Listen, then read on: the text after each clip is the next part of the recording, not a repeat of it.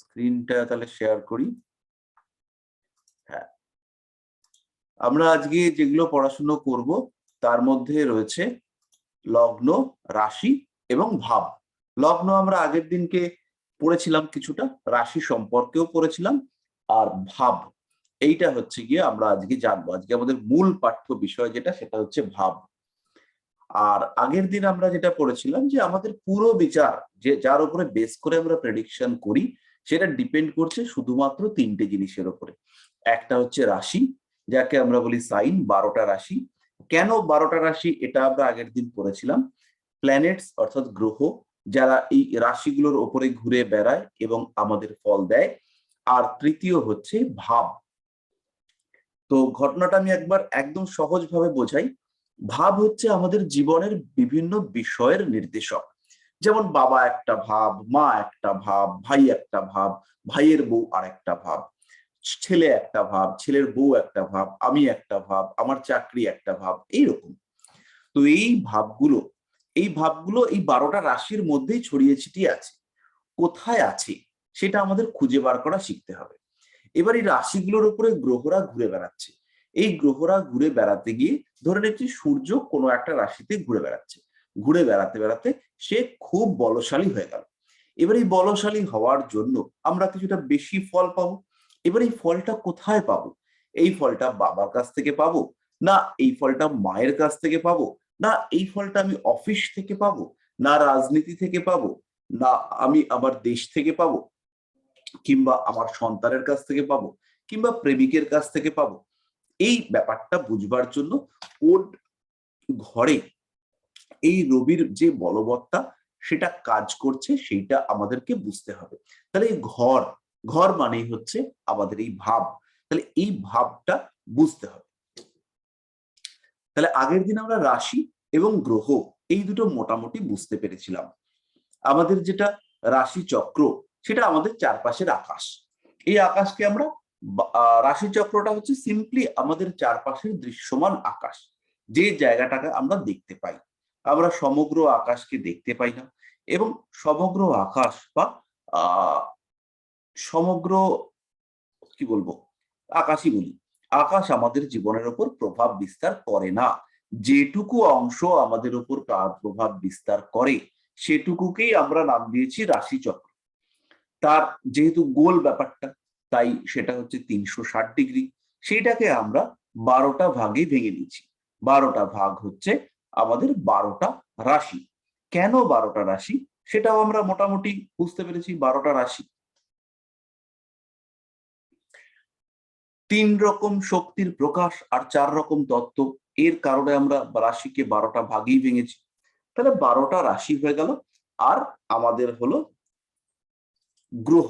এবারে এই যে 12টা রাশি, এরা হচ্ছে রাশিচক্রের স্থির বিভাজন।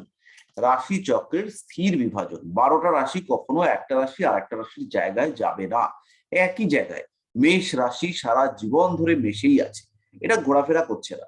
ঘোরাফেরা করছে কারা? ঘোরাফেরা করছে আমাদের গ্রহগুলো। গ্রহগুলো, এদের মধ্যে প্রত্যেকের নির্দিষ্ট আবর্তনের সময় রয়েছে। এই আবর্তনের সময়টা কিন্তু জিওসেন্ট্রিক, মানে পৃথিবীর উপরে নির্ভর করে। আপনাদের প্রত্যেকের কাছে স্টাডি মেটেরিয়াল আছে। জিওসেন্ট্রিক ব্যাপারটা কিরকম, এটা খুব ভালোভাবে জিরো লেভেল অ্যাস্ট্রোলজিতে বোঝানো আছে। জিওসেন্ট্রিক মুভমেন্ট অর্থাৎ পৃথিবী থেকে দেখতে পাওয়া যাচ্ছে যেরকম মুভমেন্ট, সেটা খুব ভালোভাবে বোঝানো আছে। জিরো লেভেল অ্যাস্ট্রোলজি আপনারা ভিডিও পেয়েছেন, সেইখানে একটুখানি দেখলে পরে বুঝতে পারবেন। তাহলে এই ঘরগুলোর মধ্যে গ্রহরা ঘুরে বেড়াচ্ছে। গ্রহরা ঘুরে বেড়াবার সময় কিছু ফল দেয়। কিরকম ফল দেয়, কতটা ফল দেয়, সেগুলোতে আমরা পরে আসছি। শুভ অশুভ সেগুলোতেও আমরা পরে আসবো। তাহলে রাশিগুলো হলো ফিক্সড জায়গা, আর গ্রহরা হলো মুভিং, ঘুরে বেড়ায় একদম মাঠের মতো। যেমন একটা মাঠ রয়েছে, সেই মাঠের ওপর চাষিরা ঘুরে বেড়াচ্ছে। এবার এক এক চাষি এক এক রকম মাঠে কাজ করতে পারে। কোনো চাষি পাহাড়ি এলাকায় কাজ জানে, কোনো চাষি এঁটেল মাটিতে চাষ করতে পারে, কোনো চাষি আবার বেলে মাটিতে ফসল ফলায়। তাহলে এই রাশিগুলোর মধ্যে এক একজনকে এক এক জায়গায় ছেড়ে দেওয়া হয়েছে। এবার সবাই কিন্তু সেখানে কমফর্ট ফিল করবে না। যে কমফর্ট ফিল করবে তার থেকে ভালো রেজাল্ট, যে কমফর্ট ফিল করবে না সে হচ্ছে গিয়ে রেজাল্ট পাবে না, সেখান থেকে গ্রহরা ফলদানে ব্যর্থ। কেউ আবার উল্টো ফল করে ফেলবে, বীজটাই নষ্ট করে ফেলবে। বীজ দেওয়া হয়েছে চাষ করবার জন্য, সে বুঝতেই পারেনি বীজ কিভাবে লাগাবে, বীজই নষ্ট করে ফেলেছে, সেটাও হতে পারে। তারপরে খারাপ ফল আসবে। তাহলে কোন গ্রহ কোথায় কেমন ফল দেবে সেটা আমাদেরকে রিয়ালাইজ করতে হবে এবং তখন আমরা ফল প্রাপ্ত হব। আচ্ছা, এই অবধি মোটামুটি বোঝা গেল। এবার আমরা লগ্নটাকে আর একবার বুঝি। লগ্ন হলো কোন জাতকের জন্ম সময়, জন্মকালে, যখন তার জন্ম হলো, যে জায়গায় জন্ম হলো সেখান থেকে সোজা পূর্ব দিকে তাকিয়ে ফেললাম। পূর্ব দিকে তাকালে রাশি চক্রের যে জায়গাটা দেখতে পাবো সেটাই হচ্ছে তার লগ্ন।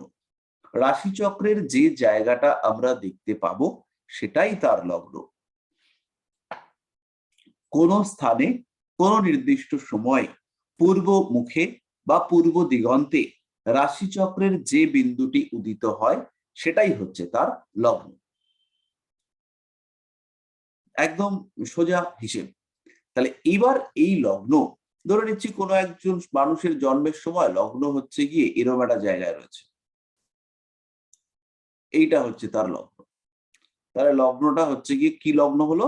এই লগ্নটা হচ্ছে কুম্ভ লগ্ন। কুম্ভ লগ্ন, এটা হচ্ছে, ধরে নিচ্ছি এটা 17 ডিগ্রিতে রয়েছে। 17 ডিগ্রিতে কুম্ভ লগ্ন অবস্থান করে রয়েছে। খুব ভালো কথা। তাহলে এই যে লগ্নটা 17 ডিগ্রিতে পেলাম, তাহলে এই লগ্নটা থেকে শুরু করে 12টা ঘরকে আমরা বলবো 12টা ভাব। তাহলে এটা 1 নম্বর ভাব, 1 নম্বর ভাব মানে লগ্ন। তাহলে পরেরটা 2 নম্বর ভাব, তারপরটা 3 নম্বর, তারপরটা 4, 5, 6, 7, 8, লাস্টেরটা 12। তাহলে এগুলোকে আমরা ইটালিক রোমান হরফে লিখবো।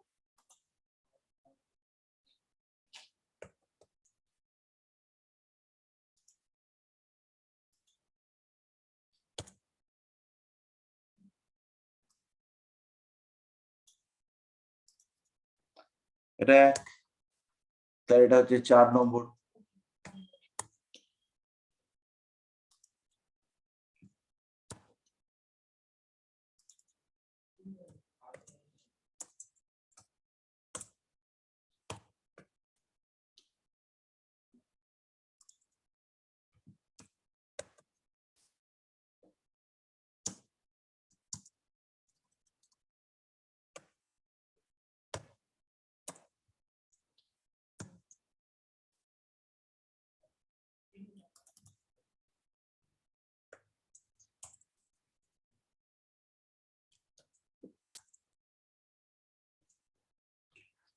তো এই হলো আমাদের 12টা ঘর। 12টা ঘরকে আমরা বলবো 12টা ভাব। এবার একটা প্রশ্ন আসবে যে তাহলে এই ভাবটা কোথা থেকে শুরু আর কোথা থেকে শেষ? এই প্রশ্নটা বারংবার আমাদের মধ্যে আসে যে ভাবটা কোথা থেকে কত অবধি বিস্তৃত। এবার এই যে ভাব বা হাউস এর যে ডিস্ট্রিবিউশন পদ্ধতি, এগুলো অনেক রকম পদ্ধতি রয়েছে। বিভিন্ন জ্যোতিষ প্রবক্তা বিভিন্ন সময়ে বিভিন্ন রকম পদ্ধতি প্রয়োগ করেছেন। কখনো সমান সমান ভাব, যে এখানে 17 ডিগ্রি থেকে এই ঘরে 17 পর্যন্ত, তারপরে এখান থেকে এখানে 17 পর্যন্ত। কেউ বলেছেন না এটা হবে না, 17 ডিগ্রি এইটার রেসপেক্টে এইদিকে কিছু একটা, এদিকে কিছু একটা। তার মানে এই ভাবটা মোটামুটি শুরু হয়েছে 17-15 আগে, মানে 2 থেকে। তারপরে এই ভাবটার যে বিস্তার সেইটা হচ্ছে এই দিকে 2 ডিগ্রি থেকে শুরু হয়েছে আর এই ঘরে 2 ডিগ্রি পর্যন্ত রয়েছে। তাহলে এখানে 2 ডিগ্রি পর্যন্ত আর এইখানে শুরু হয়েছে এদিকে 2 ডিগ্রি থেকে, মানে 17-র আগে 15 আর 17-র পরে 15 এরকম। তো এরকম বিভিন্ন ধরনের ভাব বিশ্লেষণ রয়েছে। আমি একদম সহজ সরল ভাব বিশ্লেষণ ফলো করি, সেটা হচ্ছে যত ডিগ্রিতে আছে তার ঠিক 15 ডিগ্রি পরে আর তার ঠিক 15 ডিগ্রি আগে। 12টা ভাব মানে প্রত্যেকটা 30 ডিগ্রি করে। প্রত্যেকটা ভাব বিন্দুর 15 ডিগ্রি আগে আর 15 ডিগ্রি পরে। তাহলে দ্বিতীয় ভাব শুরু হবে 2 ডিগ্রি থেকে আর যাবে এই ঘরের 2 ডিগ্রি পর্যন্ত, মানে দ্বিতীয় ভাব পৌঁছবে এই পর্যন্ত। তৃতীয় ভাব সেটা এই পর্যন্ত যাবে, চতুর্থ ভাব সে হচ্ছে এই পর্যন্ত, এরকম ভাবে ভাবগুলো যাবে। পঞ্চম ভাব সেও 2 ডিগ্রি পর্যন্ত, ষষ্ঠ ভাব সেও 2 ডিগ্রি পর্যন্ত, এরকম আর কি। তাহলে এইবার এখানে একটা হচ্ছে ভাব মধ্য বা ভাব স্ফুট, সেইটা হচ্ছে 17 ডিগ্রি। ভাব আরম্ভ 2 ডিগ্রি, তাহলে প্রথম ভাব আরম্ভ হচ্ছে কুম্ভের 2 ডিগ্রি থেকে। ভালো করে বুঝুন, প্রথম ভাব লগ্ন সেটা সৃষ্টি হচ্ছে, শুরু হচ্ছে কুম্ভ রাশির 2 ডিগ্রি থেকে, যাবে মীন রাশির 2 ডিগ্রি পর্যন্ত। আপনারা সবাই এতদিনের রাশিগুলোর নাম জেনেই গেছেন, মেষ থেকে শুরু করে মীন পর্যন্ত 12টি রাশি। প্রত্যেকটা রাশি আমাদের শরীরের কোন কোন অঙ্গ নির্দেশ করে সেটাও আপনারা বুঝতে পেরেছেন।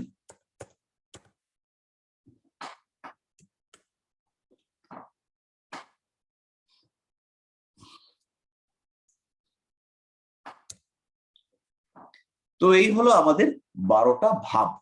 এবার এই 12টা ভাব বিভিন্ন বিষয়ের সঙ্গে সম্পর্কিত। প্রথমে হচ্ছে গিয়ে আমার দেহ, আমি প্রথমে দেহটাকেই বোঝাই।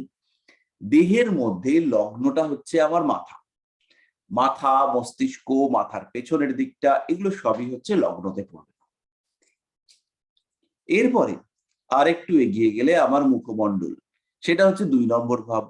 আমার হাত 3 নম্বর, হাতের পরে বুক 4 নম্বর, হৃৎপিণ্ড 5 নম্বর, তারপরে পেটের আশেপাশে 6 নম্বর, 7 নম্বর হচ্ছে অভ্যন্তরীণ জননতন্ত্র। আমাদের যে সমস্ত জননতন্ত্র বাইরে থেকে দেখা যায় না সেগুলো হচ্ছে 7 নম্বর ঘর। আর বাহ্যিক জননতন্ত্র, যে সমস্ত যন্ত্রপাতি বাইরে থেকে দেখতে পাওয়া যায় সেগুলো হচ্ছে 8 নম্বর। আমাদের থাই 9 নম্বর, হাঁটু 10 নম্বর, হাঁটুর নিচের অংশ 11 নম্বর, পায়ের পাতা 12 নম্বর। এইটা বুঝতে কোনো সমস্যা হলে বলুন, পরে রেকর্ডিংও পাবেন।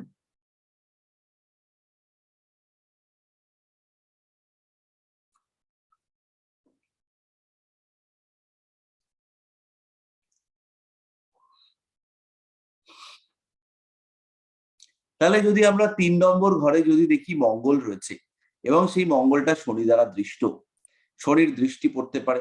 আচ্ছা, আমাদের এবার দৃষ্টিটা জানতে হবে। যারা নতুন এসছেন একদম তাদেরকে দৃষ্টিটাও পড়াতে হবে।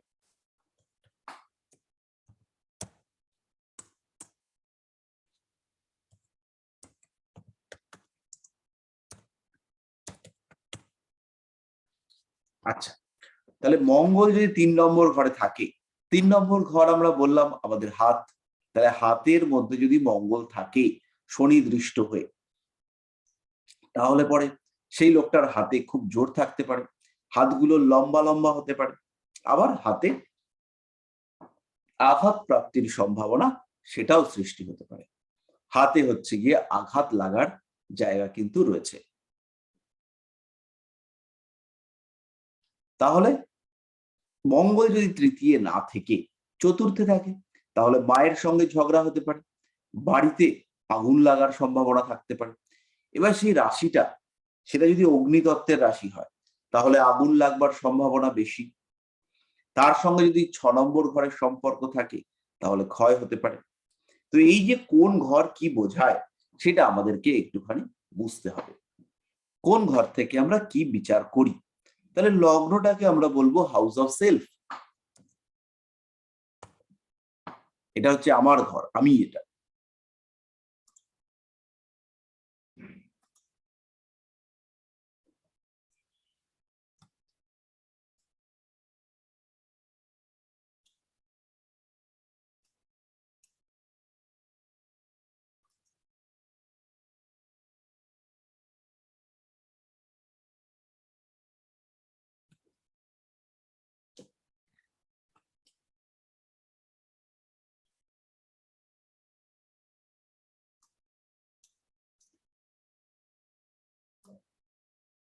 এক নম্বর ঘরটা হচ্ছে হাউস অফ সেলফ, 2 নম্বর ঘরটা হচ্ছে হাউস অফ গেইন। 3 নম্বর হাউস হচ্ছে হাউস অফ অ্যাক্টিভিটি। 4 নম্বর হাউস হচ্ছে হাউস অফ স্টেবিলিটি। এই জায়গাগুলো না একটু রিয়ালাইজ করতে হবে। স্টেবিলিটি, স্থিতিশীলতা, বিভিন্ন জিনিস স্টেবিলিটির ক্ষেত্রে আসবে। যখন আমি মায়ের জঠরে, মায়ের গর্ভে, তখন গর্ভই আমার স্টেবিলিটির জায়গা। যখন আমি বাড়িতে, তখন বাড়ি আমার স্টেবল জায়গা। যখন আমি একটু ঘুমোচ্ছি, তখন বিছানাটা আমার স্টেবিলিটির জায়গা। যেখানে আমি বসছি, চেয়ার, সেই চেয়ারটা হচ্ছে স্টেবিলিটির জায়গা। যদি দেখবেন, খুব ছোট্ট জিনিস, আপনারা অফিসে চাকরি করেন, চতুর্থ ঘরে রাহু বসে রয়েছে, বা চতুর্থ ঘরে রাহুর দৃষ্টি রয়েছে, চেয়ার একটু ডিস্টার্ব হওয়ার সম্ভাবনা দেখতে পাওয়া যাবে। চেয়ার নড়বড়ে, চেয়ারে কবজা টবজার ক্ষেত্রে খটর মটর আওয়াজ হচ্ছে, এই সমস্ত ব্যাপারগুলো কিন্তু দেখতে পাবেন, ছোট্ট ছোট্ট বিষয়। 5 নম্বর ঘর হচ্ছে হাউস অফ ক্রিয়েশন। আপনি মিউজিক ইনস্ট্রুমেন্ট বাজান, আপনি ক্রিয়েটিভ লোক, সেটা আপনার ক্রিয়েশন। আপনার একটা বাচ্চা হলো, সেটাও আপনার ক্রিয়েশন। আপনি প্রেম করছেন, মনের মধ্যে ডিজায়ার, সেটাও আপনার ক্রিয়েশন। 6th হাউস হচ্ছে হাউস অফ, 6th হাউসটাকে আমি পরে লিখবো। 7th হাউস হচ্ছে house of interaction.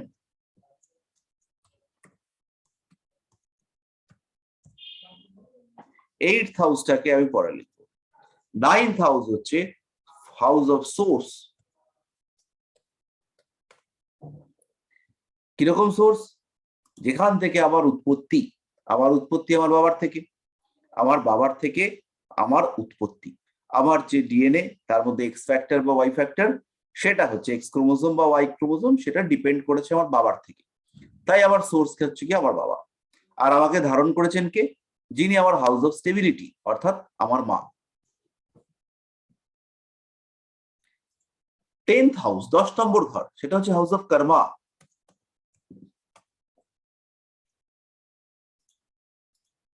11th house, house of success.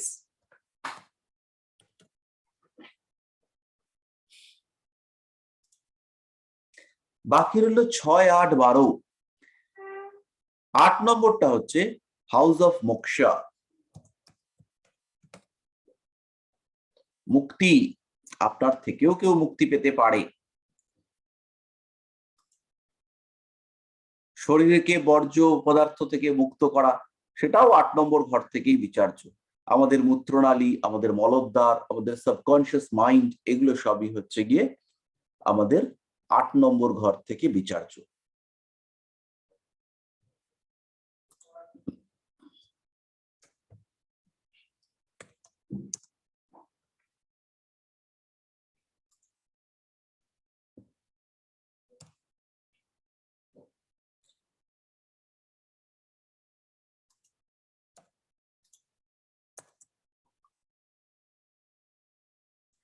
বারো নম্বর ঘরটাকে আমরা লিখলাম হাউস অফ এক্সপেন্সেস, আর 6 নম্বর ঘরটাকে লিখলাম হাউস অফ সিন, দুঃখের ঘর অথবা এনিমি। লক্ষ্য করে দেখবেন, আমি যতবারই পড়াই, বিভিন্ন জায়গাতে আমার পড়ানোর ক্লাসগুলো আপলোড করা আছে, কিছু কিন্তু ডিফারেন্স আসে। কারণ আমি তো কোনো নোট টোট দেখে পড়াচ্ছি না, যেমন যেমন মাথার মধ্যে আসবে গড়গড় করে তেমন তেমন পড়ানোর চেষ্টা করি। তো তাই এক একবার, যেমন এই হাউস অফ সিন, এই ওয়ার্ডটা আমি প্রথম ইউজ করলাম আজকে। এর আগে কিন্তু এই হাউস অফ সিন ওয়ার্ডটা আমি ইউজ করিনি।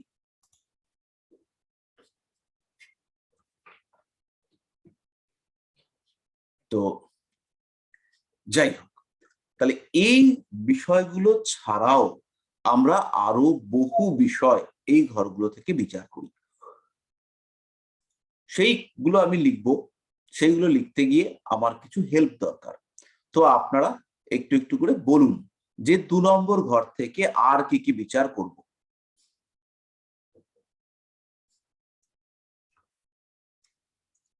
2 নম্বর ঘর থেকে আমরা বিচার করব ফেস। আর কিছু?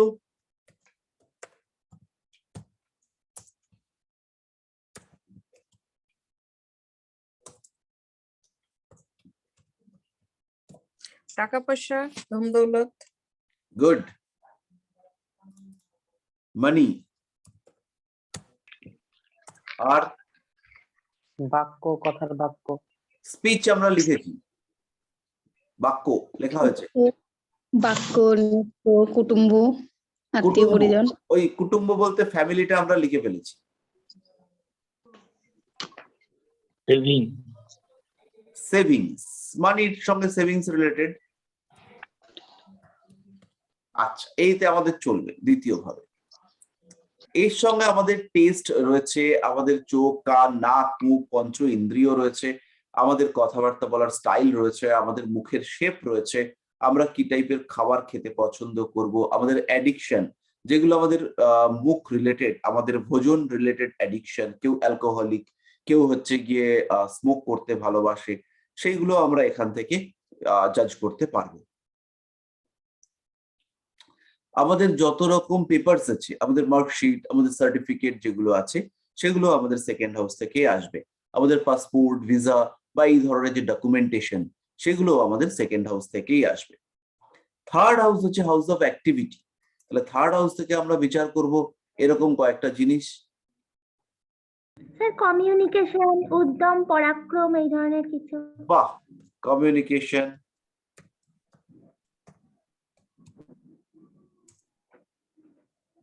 সাহস, পরাক্রম, এই সমস্ত গুলো আমরা পরিবেশ, প্রতিবেশী। পরিবেশ প্রতিবেশী আমাদের আবার চলে আসবে ফোর্থ হাউস। থার্ড হাউস থেকে প্রতিবেশীটা আসবে না। এটা কিছু কিছু জায়গাতে রয়েছে থার্ড হাউস থেকে প্রতিবেশী, কিন্তু বেসিক্যালি প্রতিবেশী বা পরিবেশ এটা আমরা পাবো হচ্ছে ফোর্থ হাউস থেকে। কিন্তু যখন তাদের সঙ্গে রিয়াক্ট করব, তাদের সঙ্গে কথাবার্তা বলবো, তাদের সঙ্গে কমিউনিকেট করব, সেইটা থার্ড হাউস থেকে আসবে।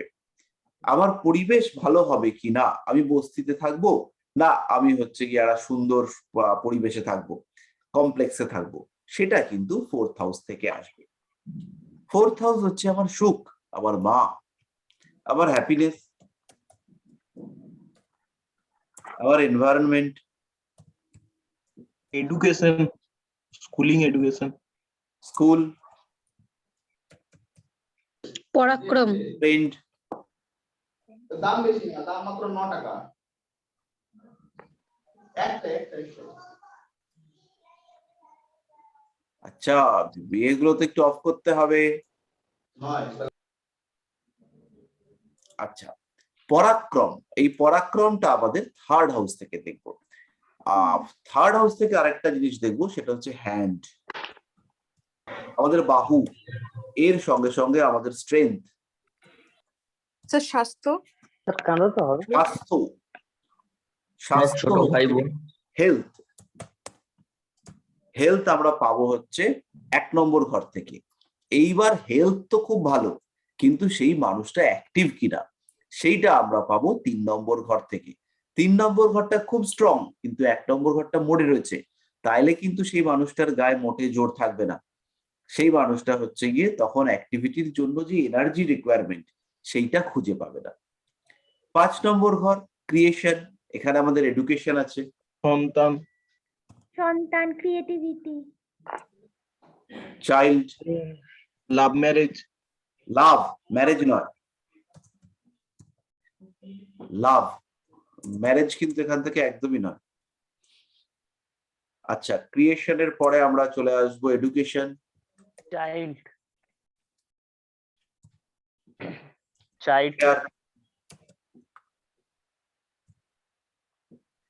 হ্যাঁ বুঝলাম না। চাইল্ড, শিশু। চাইল্ড, এ বাবা, এডুকেশন দুবার হয়ে গেল।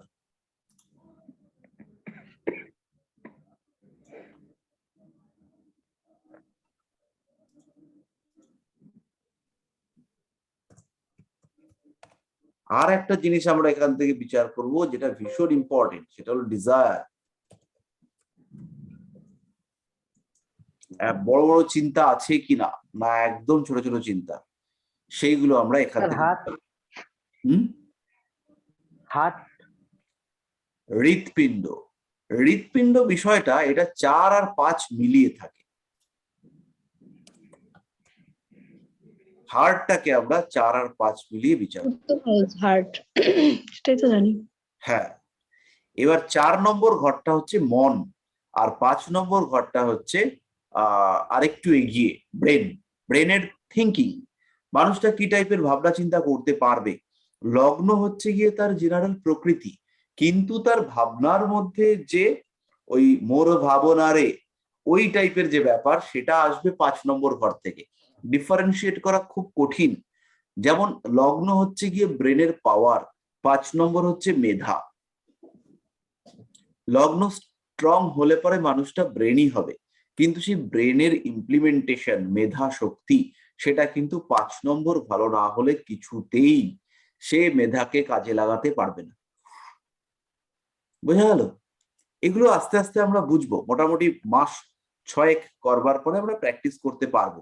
অনেকেই বেশ প্যাট ছাপিয়ে করছেন, আর যারা করছেন না তারা ভয় আছেন। আচ্ছা, 6 নম্বর হচ্ছে লিভার, আমার পরিশ্রম, আমার শত্রু, অসুস্থতা, ডিজিজ, রোগ। হ্যাঁ, আইনি ঝামেলা স্যার, মামলা মোকদ্দমা, legal issues, effort, competitive exam, competition, job,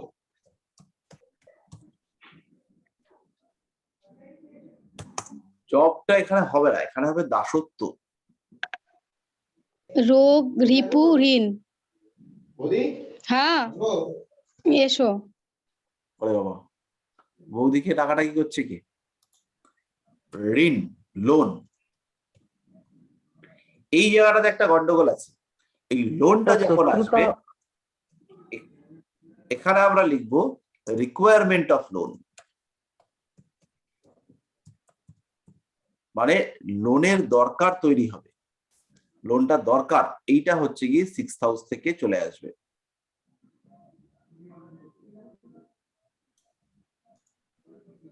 আচ্ছা, রোগ, রোগ, রিপু, ঋণ। রোগ, রিপু, ঋণ আমাদের হয়ে গেছে। 6th হাউস থেকে আর কিছু আমাদের বিচার, শত্রু, শত্রু প্রথমেই লেখা আছে, সিন আর এনিমি লেখা আছে তো। Enemy sir passport visa. Passport visa, এইখানে যখন লিগ্যাল ব্যাপার স্যাপার আসবে তখন পাসপোর্ট ভিসা আসবে, কিন্তু একটু আগেই বললাম পাসপোর্ট ভিসা হচ্ছে 2nd হাউসের সঙ্গে ক্লোজলি রিলেটেড। আচ্ছা, এখানে একটা জিনিস থাকবে এখনকার দিনে যেটা বেশ গুরুত্বপূর্ণ, সেটা হচ্ছে ভাড়াটে, টেনেন্ট। মামা বাড়ি, মামা বাড়ি, মামা বাড়ি নয়, মামা। মামা ভাড়াটিয়া বলতে যাচ্ছিলাম বলে। এটা হচ্ছে ম্যাটারনাল আঙ্কল। এখানে একটা জিনিস আমরা বাদ দিয়ে এসেছি, সেটা হচ্ছে 3rd হাউস থেকে আমরা ভাই বিচার করি, ভাই বোন। স্যার বন্ধুটাতে কি থার্ড হাউস? না, বন্ধু হচ্ছে 4th হাউস, চতুর্থ ভাব। 7 নম্বর হচ্ছে হাউস অফ ইন্টারাকশন। এই ইন্টারাকশনটা হচ্ছে আত্মা এবং অনাত্মার ইন্টারাকশন। এইখানে কিন্তু হাউস অফ পার্টনারশিপও বলতে পারি। সমস্ত রকম partnership, life partner, business partner, সব 7 নম্বর থেকে বিচার্য। বিজনেস পার্টনার, বিজনেস ইন্টারাকশন, আদান প্রদান, লেনদেন, কিছু নেব কিছু দেব, এগুলো সব হচ্ছে 7 নম্বর ঘর থেকে বিচার্য। স্পাউস মানে হলো আমার দম্পতি, বউ বা হাজবেন্ড বা ওয়াইফ। ইন্টারাক্ট এর সঙ্গে হচ্ছে কি বিজনেস, তার সঙ্গে হচ্ছে পার্টনারশিপ। বিবাহিত লাইফও তো এর সাথে হ্যাঁ, যুক্ত না? বিবাহিত লাইফও এর সাথেই পড়বে।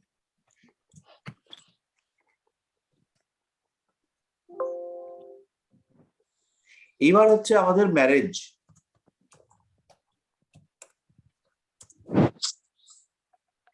Partnership, partner. পার্টনার হয়ে গেল আমাদের।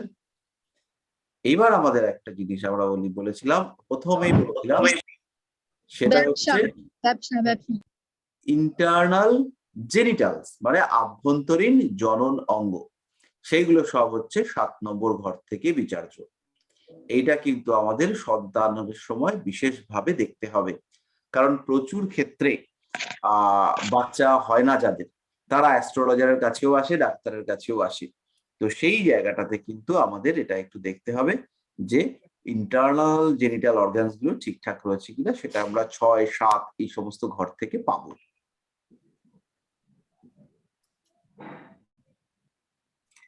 আচ্ছা, প্রচুর বিষয় বিচার করা যায়, মনে পড়ছে না, তাই জন্য আমরা করছি না। 8 নম্বর ঘর থেকে আমরা বিচার করব মোক্ষ। মোক্ষ মানে হচ্ছে মৃত্যু, তাহলে এখানে হচ্ছে গিয়ে লংজিভিটি। তন্ত্র, সাবকনশিয়াস মাইন্ড, তন্ত্র, অকাল্ট সায়েন্স। পূর্বপুরুষের সম্পত্তি। শ্বশুর বাড়ির সম্পত্তি, শ্বশুর বাড়ির সম্পত্তি কেন হবে 8 থেকে? শ্বশুর শ্বশুর অ্যানসেস্ট্রাল প্রপার্টি, পূর্বপুরুষের সম্পত্তি। আচ্ছা, এইগুলো না সিঙ্গল বিচার করা মুশকিল, মানে একটা জিনিসের থেকে বিচার নয়, এগুলো আর কি অনেকগুলো ভাবের সঙ্গে রিলেশনশিপ নিয়ে বিচার করতে হবে, পাবে কি না। হ্যাঁ, তো প্রপার্টি ঠিক আছে। আর এখানে হচ্ছে গিয়ে বহির জননাঙ্গ অর্থাৎ এক্সটার্নাল জেনিটাল অর্গানস আর মলদ্বার, যেটাখান থেকে আমরা আমাদের পায়ু বা মলদ্বার, সেটা হচ্ছে 8 নম্বর থেকে বিচার্য। লোনের সময় কিন্তু এখানেও দেখতে হবে। 8 নম্বর ঘর কানেক্টেড হবে, লোন যখনই আসবে তখন 8 নম্বর ঘর আসবে।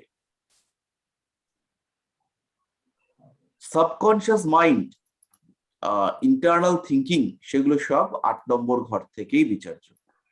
স্যার কোনো রিসার্চ করা স্যার পড়াশোনার ব্যাপারে? সেইটা হচ্ছে 8 নম্বর ঘর থেকে আসবে। 9 নম্বর ঘর হচ্ছে আমার ফাদার। ফাদার হচ্ছে 9 নম্বর ঘর, আমার ভাগ্য। ফাদার 9 নাম্বার না 10 নাম্বার? 9 নম্বর। কিন্তু স্যার 4 এর 7 তো 9 নয়। কে বলছেন? অনির্বাণ। এই প্রশ্নটাকে ধরে রাখুন, আমি একটু পরে ব্যাখ্যা করব। আচ্ছা স্যার। লিখে রাখি।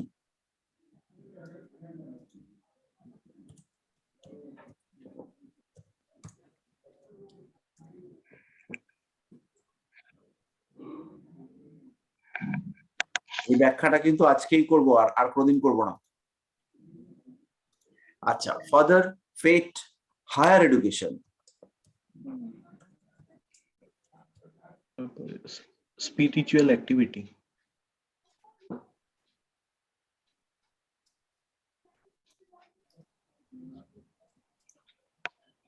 এই স্পিরিচুয়াল অ্যাক্টিভিটিটা কিন্তু স্পিরিচুয়াল অ্যাক্টিভিটির মধ্যে পুরোপুরি পড়বে না, এটা হচ্ছে গিয়ে রিলিজিয়াস অ্যাক্টিভিটি। ধর্ম,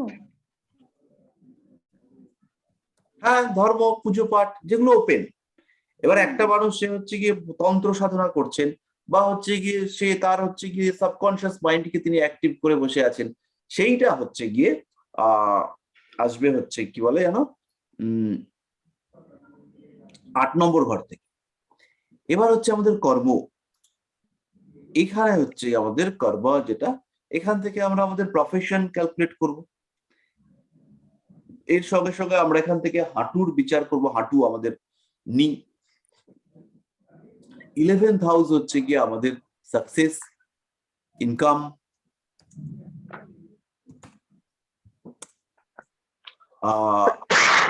ডক্টর, ট্রিটমেন্ট। এই যে ট্রিটমেন্ট ব্যাপারটা, এখানে আবার একটা কনফিউশন আছে। ট্রিটমেন্ট কিন্তু অনেকে আবার 5th হাউস থেকেও বিচার করে। 5th হাউসও treatment. আচ্ছা, আমরা এইগুলো সমস্ত কনফিউশন গুলো আস্তে আস্তে কাটবে। এটাকেও আমি একটা স্টার দিয়ে রাখি।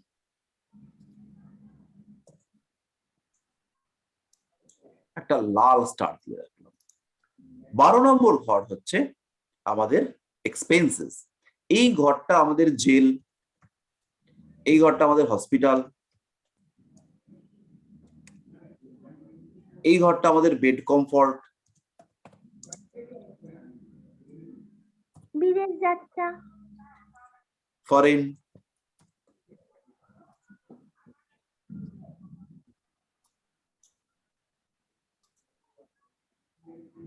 এই যে বিদেশ যাত্রা, বন্ধু অলসো এখানে আসবে 12তে বন্ধু।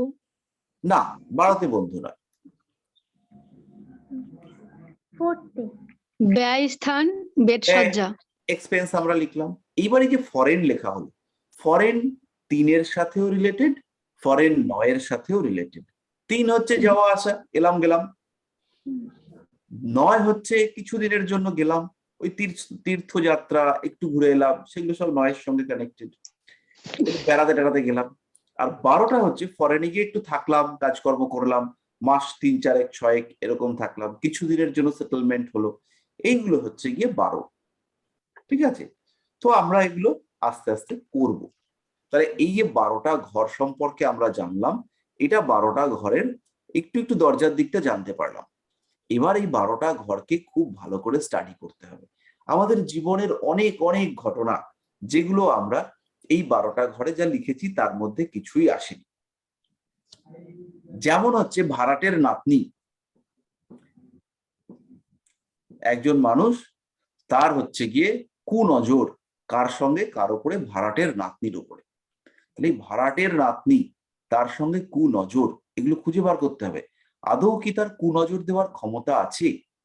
আজকে সকালবেলা ঘুম থেকে উঠে আমার হাত থেকে পেনটা পড়ে ভেঙে গেল, হাত থেকে পেনটা পড়ে ভেঙে গেল। তাহলে এই পেন কোন ঘর থেকে বিচার করব?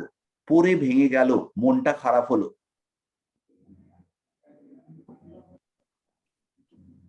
মন খারাপ ফিফথ হাউস হবে। আমাদের খুঁজতে হবে। কোনো একটা সময়, জীবনের কোনো একটা সময় একটা মানুষ ডিপ্রেশনে পড়তে পারে। তো এই ডিপ্রেশন কোথা থেকে বিচার করব? কোন ঘর থেকে আসবে ডিপ্রেশন? এরকম প্রত্যেকটা ইভেন্ট আমাদের খুঁজতে হবে। বিভিন্ন রাশিচক্রের বিভিন্ন ঘরের মধ্যে লুকিয়ে আছে, তো সেগুলো আমরা খুঁজবার চেষ্টা করব। তো এটাতে আমরা যাব না, আমরা আজকে যাব একটা জায়গায়, সেটা হচ্ছে স্পেশাল হাউস আর অ্যাসপেক্ট। এই জায়গাটাতে আমরা যাব। আচ্ছা, ভাব ব্যাপারটা কি মোটামুটি পরিষ্কার হয়েছে?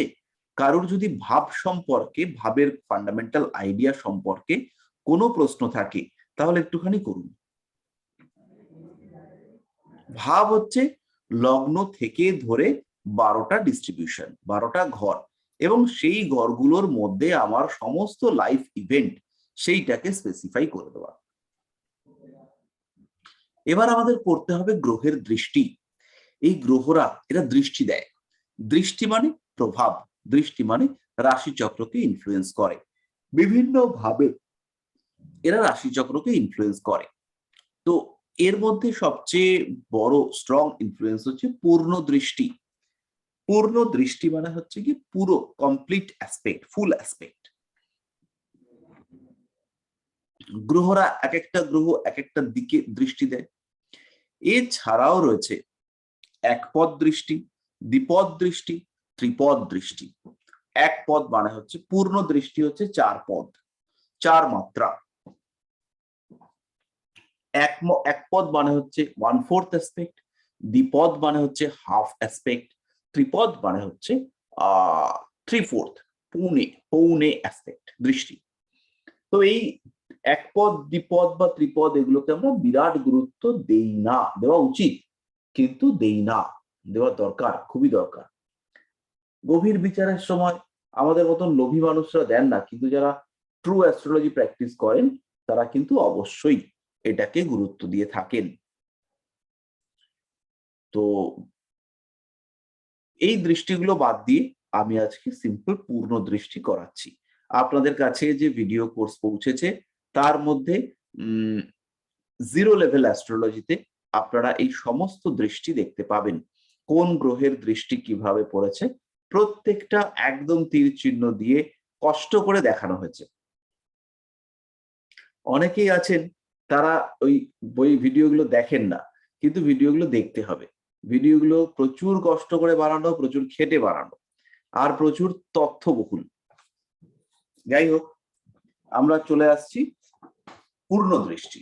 পূর্ণ দৃষ্টি হচ্ছে প্রত্যেকটা গ্রহেরই 7 নম্বর ঘরে পূর্ণ দৃষ্টি রয়েছে। রবি তার কেবলমাত্র 7 নম্বর ঘরেই দৃষ্টি রয়েছে।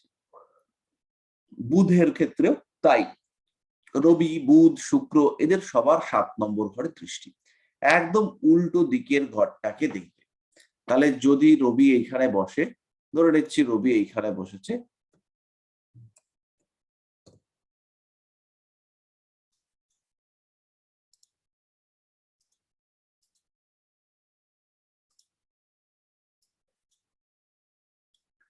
তাহলে 7 নম্বর ঘরে তার দৃষ্টি পড়বে। 7 নম্বর ঘর মানে হচ্ছে উল্টো দিকের ঘরটা, এই ঘরটাতে তার দৃষ্টি পড়বে।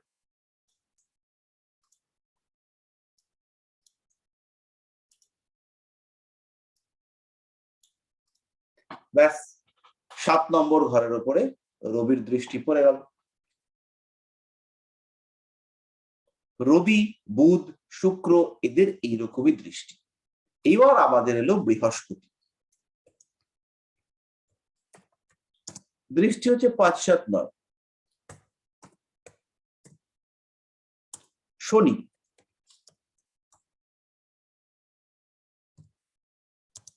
দৃষ্টি হচ্ছে 3, 7, 10।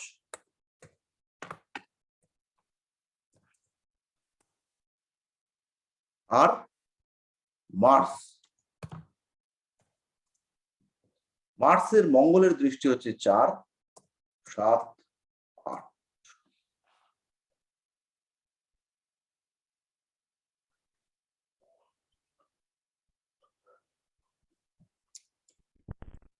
এই দৃষ্টিকটা আমাদের মুখস্থ করতে হবে। এবার হচ্ছে রাহু। রাহুর দৃষ্টি, মূল দৃষ্টি আমি যেটা ধরি সেটা হচ্ছে 2, 5, 9 এই ঘরগুলোতে আমি রাহুর দৃষ্টি ধরি। কেতু এর হচ্ছে 5, 9 এই ঘর দুটোতে কেতুর দৃষ্টি ধরি। বাকিদের দৃষ্টি হচ্ছে সবার 7ম ভাবের উপর। এই বাকিরা কারা কারা রইল? সান, মুন, মার্কিউরি আর ভেনাস। ব্যাস, এই হলো গ্রহদের দৃষ্টি। এবার এই দৃষ্টিগুলো আমাদেরকে মুখস্থ করতে হবে, তেরে মুখস্থ, মানে মিস করলে হবে না। যদি দৃষ্টি আমরা মুখস্থ করতে না পারি। স্যার বলছিলাম রাহু কেতুর কি 7ম দৃষ্টি থাকে না? থাকে থাকে, রাহু কেতুর 7ম দৃষ্টি থাকে, খুব ভালোভাবেই থাকে।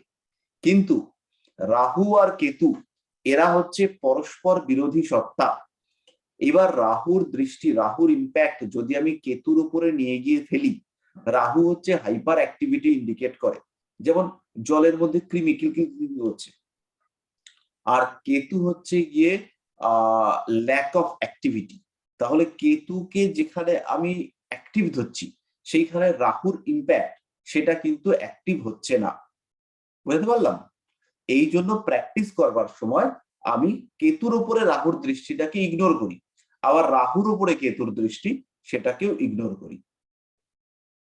বোঝাতে পারলাম? হ্যাঁ স্যার, ঠিক আছে।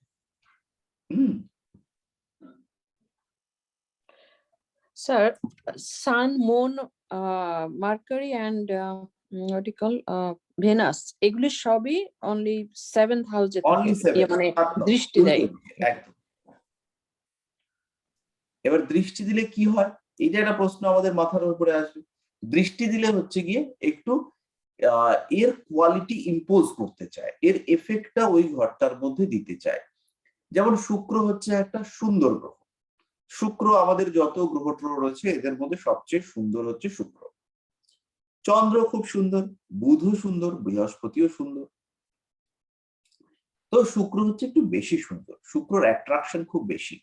তাহলে যদি কারো 7 নম্বর ঘরের উপরে শুক্রের দৃষ্টি পড়ে, তাহলে হতে পারে তার বউ বা হাজবেন্ড একটু অ্যাট্রাকটিভ টাইপ হলো। বোঝা গেল? হ্যাঁ, তার মানে সে নিজে সুন্দর হবে না, তার পার্টনার সুন্দর সে হবে। নিজেও সুন্দর হতে পারে, কারণ তার হচ্ছে কি লগ্নে শুক্র তো রয়েছে, লগ্নে শুক্র থাকলেই 7 নম্বরের দৃষ্টি পড়বে। তাহলে শুক্র যে ঘরগুলোকে এফেক্ট দিল সেই ঘরগুলোতে সৌন্দর্য ইম্পোজড হলো।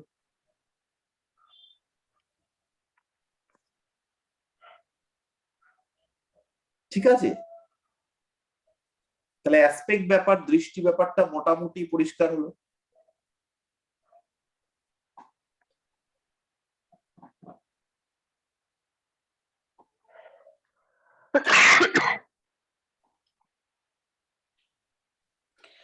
আচ্ছা, এখানে আমার একটা কোশ্চেন আছে। যে গ্রহ যে ঘরে থাকে সেই ঘরের প্রভাব দিবে, প্লাস যেখানে তার দৃষ্টি যাচ্ছে সেখানেও তার প্রভাবটা থাকছে, এটাই তো? হুম, একদমই তাই।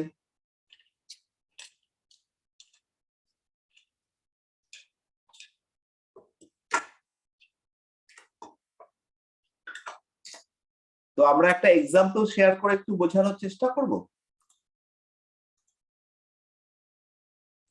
প্লিজ। এক সেকেন্ড, আমি শেয়ার করছি।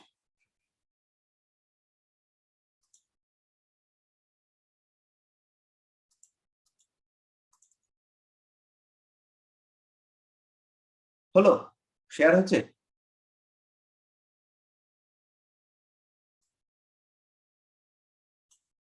দেখুন, আমাদের এখানে একটা রাশিচক্র রয়েছে যার ডেট অফ বার্থ হচ্ছে 39/1980। তাহলে এই মানুষটা আমার কাছে এসছে, আমি এর কুণ্ডলী দেখছি। তাহলে দেখতে গিয়ে আমি কি দেখলাম, এর ঘর, এর যে ঘরটা, এই ঘরটার মধ্যে আমরা একটা ঘর খুঁজে বার করলাম, এই ঘরটা।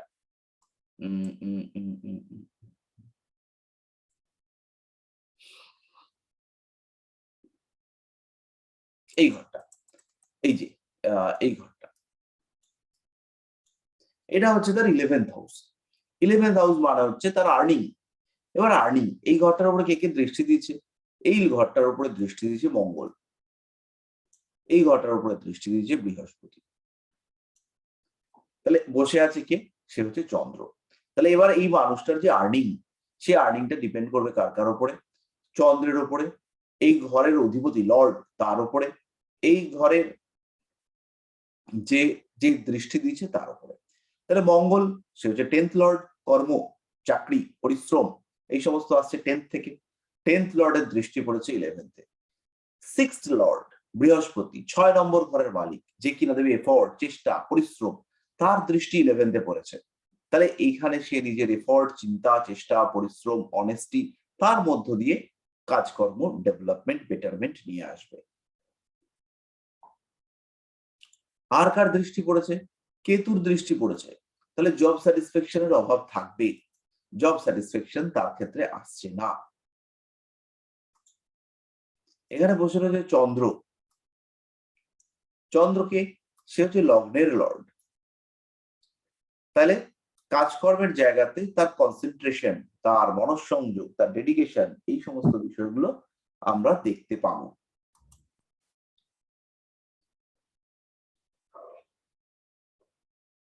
বোঝা গেল? তো এইভাবেই আমরা হচ্ছে গিয়ে বার করবো। যেমন এটা, এর হচ্ছে কি 7 নম্বর ঘর, 7 নম্বর লগ্ন, লগ্ন মানে হচ্ছে এএসি। 7 নম্বর ঘর বসে আছে কে? কেতু। তার উপরে দৃষ্টি পড়েছে কার? মঙ্গলের। তাহলে কেতুর উপর মঙ্গলের দৃষ্টি, এ বাবা, কেতুর উপরে যদি মঙ্গলের দৃষ্টি পড়ে, তাহলে মঙ্গল আর কেতু এদের কম্বিনেশন, মঙ্গল হচ্ছে অ্যাক্টিভিটি আর কেতু হচ্ছে ইনঅ্যাক্টিভ। ফলে 7 নম্বর ঘরে একটা দ্বন্দ্ব তৈরি হচ্ছে, একটা কন্ট্রাডিকশন, একটা কনফ্লিক্ট এটা তৈরি হচ্ছে। একদিকে মঙ্গল, অন্যদিকে কেতু। তাহলে এই কম্বিনেশনটা হচ্ছে আলটিমেটলি বেনিফিশিয়াল কম্বিনেশন হচ্ছে না।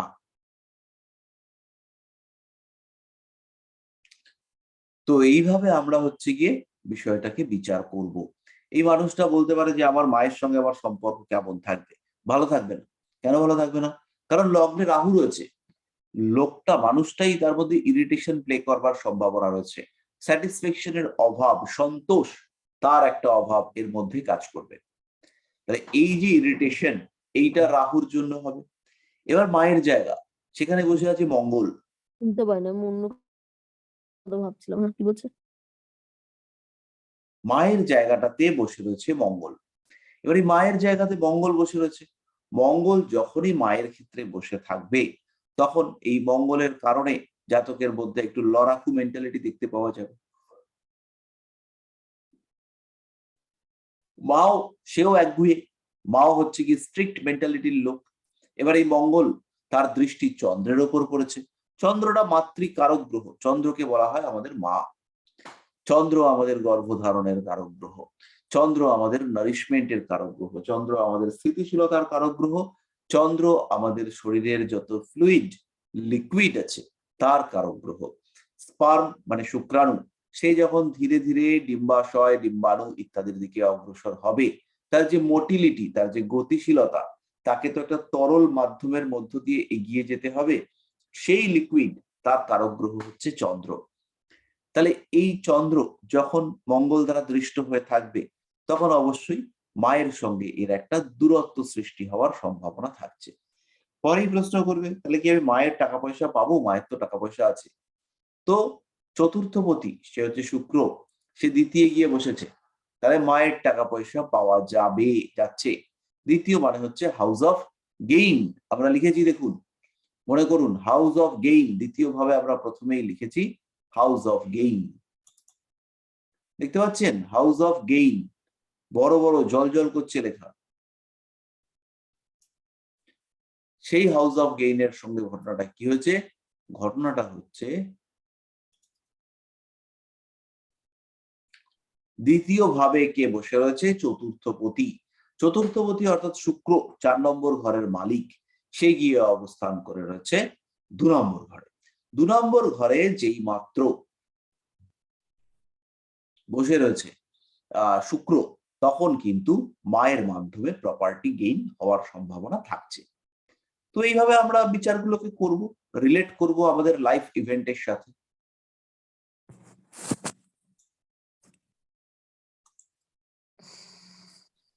আচ্ছা, এইবার আমাদের রয়েছে স্পেশাল হাউসেস। স্পেশাল হাউস, প্রথম হচ্ছে আমাদের স্পেশাল হাউস হচ্ছে কেন্দ্র। কেন্দ্র হচ্ছে আমাদের জীবনের 4টে পিলার, 1, 4, 7, 10। 1 হচ্ছে আমি, 4 হচ্ছে আমার স্থিতিশীলতা, যার উপর আমি অবস্থান করব। আমি তো আকাশে ভেসে বেড়াতে পারছি না, তাহলে যে স্থানে আমি দণ্ডায়মান হব সেটা হচ্ছে 4। 7 হচ্ছে আমার ইন্টারাকশন, আমার পারিপার্শ্বিক বাহ্যিক সমস্ত কিছু হচ্ছে 7। আর 10 হচ্ছে আমার কর্মা, যা করবার জন্য আমি এসেছি। এই সমস্ত করবার পরে বউ বাচ্চা নিয়ে সুখে সংসার করার ইচ্ছে হবে। এই যে সংসার, সুখ সুখ, এই সব সুখে সংসার করতে গেলে চাই একটা বাচ্চা। বাচ্চাটা আসবে 5 নম্বর ঘর থেকে। আর তার জন্য একটু ভালো ভাগ্য, বিলাসিতাময় জীবন, তার জন্য দরকার সৌভাগ্য। সৌভাগ্যকে আমি পাবো 9 নম্বর ঘরে। তাহলে 1, 5, 9, এই 1, 5, 9 এই 3টে ঘরের নাম হচ্ছে কোন স্থান? কোন স্থান? বলা হয় যে কেন্দ্র স্থানগুলো হচ্ছে বিষ্ণু স্থান, আর কোন স্থানগুলো হচ্ছে লক্ষ্মী স্থান। লক্ষ্মী আমাদের দেয় ক্যাশ, লক্ষ্মী আমাদের দেন স্বচ্ছন্দ। তাহলে এই লক্ষ্মী স্থান, এই জায়গাগুলো হচ্ছে 1, 5, 9, যাকে আমরা কোন স্থান বলে থাকি। আর বিষ্ণু স্থান হচ্ছে 1, 4, 7, 10, যেটা আমাদেরকে আলটিমেটলি সাকসেস এনে দিতে সক্ষম হয়।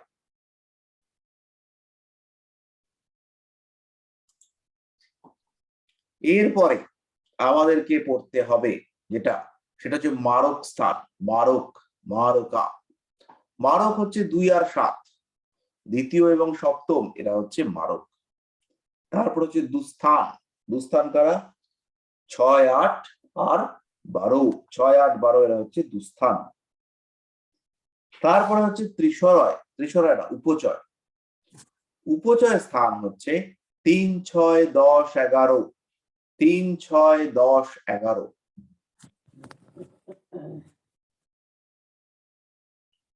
এরপরে হচ্ছে ত্রিশরয় স্থান। ত্রিশরয় স্থান কাদের বলবো আমরা? ত্রিশরয় স্থান কাদেরকে বলবো?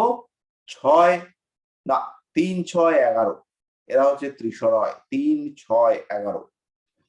এরপরে আসবে আমাদের আপোক্লিন স্থান।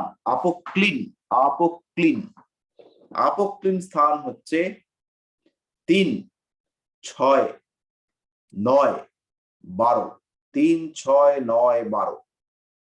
তারপরে হচ্ছে পন ফর স্থান, পন ফর স্থান, পন ফর স্থানের মধ্যে রয়েছে 2, 5, 8, 11, 2, 5, 8, 11।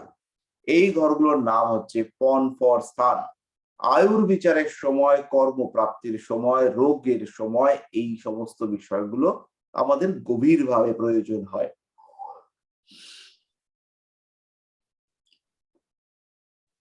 বোঝা গেল? মোটামুটি বোঝা গেল। তো এই হলো আমাদের সিচুয়েশন। এইবার আমাদের একটি প্রশ্ন আছে, সেই প্রশ্নটি হচ্ছে মায়ের স্বামী তো আমার বাবা, তাহলে বাবা কেন 10 নম্বর ঘর থেকে বিচার্য নয়? এই প্রশ্নের উত্তর কে দেবেন বলুন?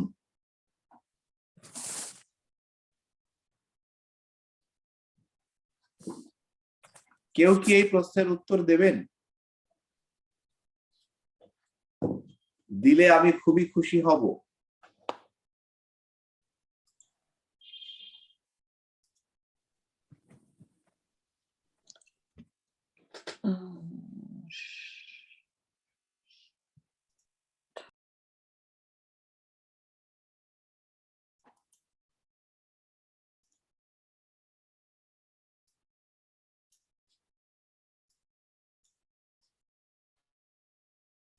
কেউ কেউ যে কেউ?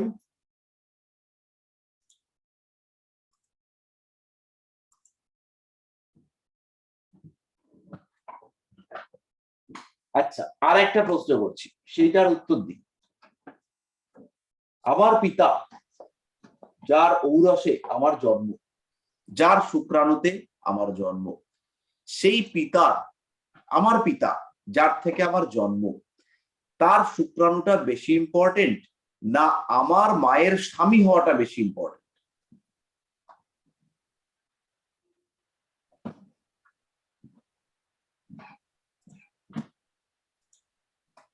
অবশ্যই শুক্রাণু, কারণ ওইটা তো source। শুক্রাণুটা বেশি ইম্পর্টেন্ট, কারণ হতেই পারে যে সেই ভদ্রলোক তিনি আমার মায়ের স্বামী নন। মায়ের ক্ষেত্রে বলি, তার গর্ভটা বেশি ইম্পর্টেন্ট না আমার বাবার বউ হওয়াটা বেশি ইম্পর্টেন্ট? যিনি আমাকে গর্ভে ধারণ করলেন তিনি কি আমার মা, না যিনি আমার বাবার বউ তিনি আমার মা? না, যিনি ধারণ করলেন। তাই তো? তাহলে এই জায়গাটাতে আমরা আমাদের প্রশ্নের উত্তর পাবো। আমাদের উৎস, আমার থেকে যার উৎপত্তি সে হচ্ছে আমার পঞ্চম, তেমনি আমার যার থেকে আমার উৎপত্তি আমি হব তার পঞ্চম। আমার উৎপত্তি যদি 10 থেকে হয়, 10 থেকে আমি যদি গুনি 1, 2, 3, 4, 5, 10 যদি আমার বাবা হয়, তাহলে আমি হলাম আমার আত্মীয় 2 নম্বর ঘরে। 10 মানে আমার বাবা, বাবার সন্তান আমি হচ্ছি না, বাবার সন্তান আমি কিন্তু হতে পারছি না, বাবার সন্তান হচ্ছে আমার আত্মীয়রা। পরিস্থিতি জটিল হয়ে গেল। যদি আমি বাবাকে 9 নম্বরে ধরি, তাহলে আমি হচ্ছি আমার বাবার সন্তান হতে পারবো। তাহলে এই সিকোয়েন্সটা থাকবে 9 থেকে যদি গুনি 1, 2, 3, 4, 5 মানে আমি, তাই তো? আমি 9 থেকে গুনে দেখাচ্ছি। 1, 2, 3, 4 আর 5, 5 গিয়ে আমি হচ্ছি। তাহলে এইখানে একটা লজিক আসছে যে বাবার ঔরসে আমার জন্ম, কিন্তু যদি আমি 10কে ধরি তাহলে কিন্তু বাবার ঔরসে আমার জন্ম হচ্ছে না। এইবার একটা প্রশ্ন আসবে, তাহলে তো মায়ের থেকেও আমার জন্ম, বাবা কি একা জন্ম দিচ্ছে? যেমন দ্রোণাচার্যের জন্ম হয়েছিল ঘটির মধ্যে, জানেন তো আপনারা?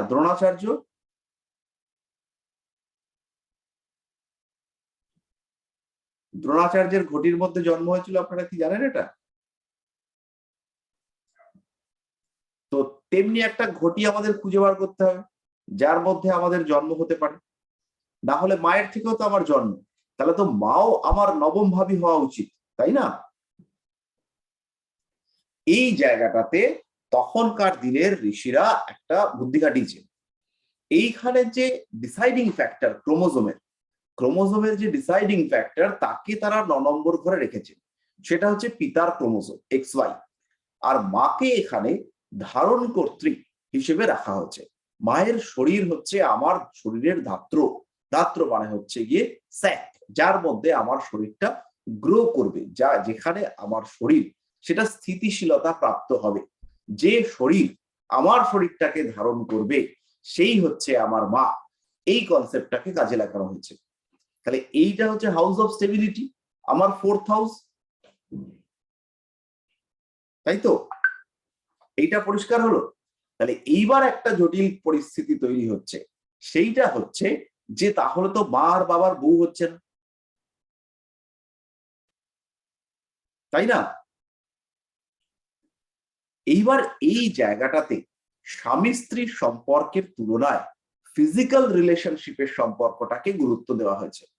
ফিজিক্যাল রিলেশনশিপ মানে হচ্ছে গিয়ে পিতার যৌন জনন অঙ্গ, সেইটা যেখানে গিয়ে মুক্ত হচ্ছে, পিতার জনন অঙ্গ যেখানে গিয়ে মুক্ত হচ্ছে সেটাই হচ্ছে আমার মা, সেই আমাকে ধারণ করছেন। তাহলে পিতার জনন অঙ্গ হচ্ছে 9-এর 8।